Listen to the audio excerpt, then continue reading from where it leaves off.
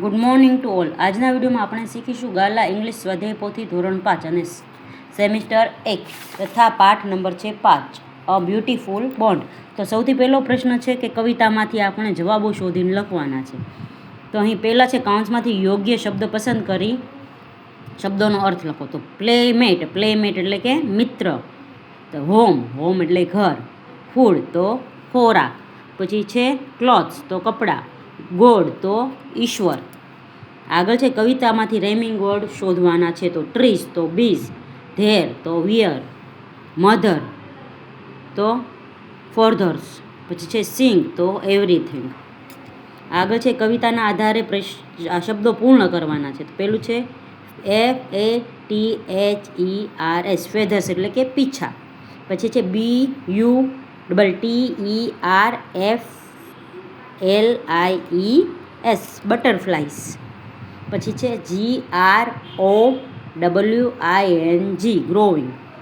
આગળ છે CLOTHES clothes. પછી છે PLAYMATES પ્લેમેટ્સ. આગળ છે EVERYTHING એવરીથિંગ.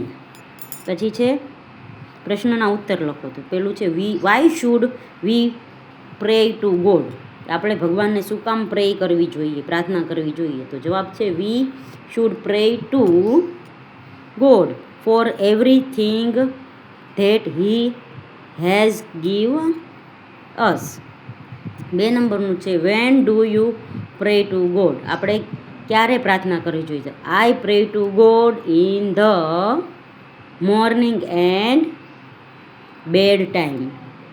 બીજા નંબરનો ક્વેશ્ચન છે પાઠના આધારે પ્રશ્નોના ઉત્તર લખો. તો કૌંસમાં યોગ્ય શબ્દ પસંદ કરી આપેલા શબ્દનો અર્થ.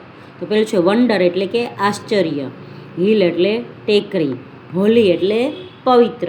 પછી છે કરલી એટલે વાકડિયા, કેરફુલ એટલે કે કાળજીપૂર્વક. પછી છે ટ્રુ ઓર ફોલ્સ. તો પેલું છે there was a school in the hill. તો ફોલ્સ.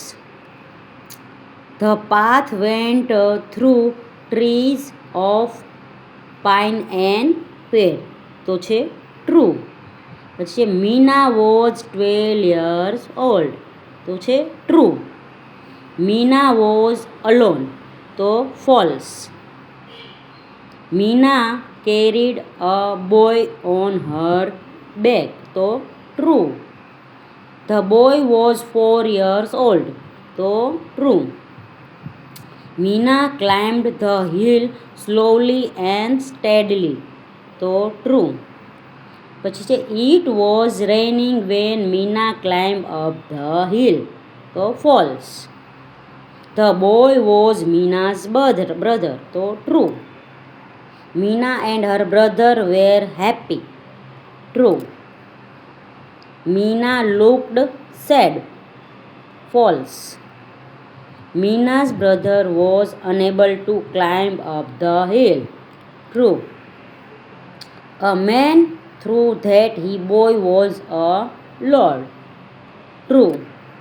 પછી છે Meena thought that her brother was lord. તો false.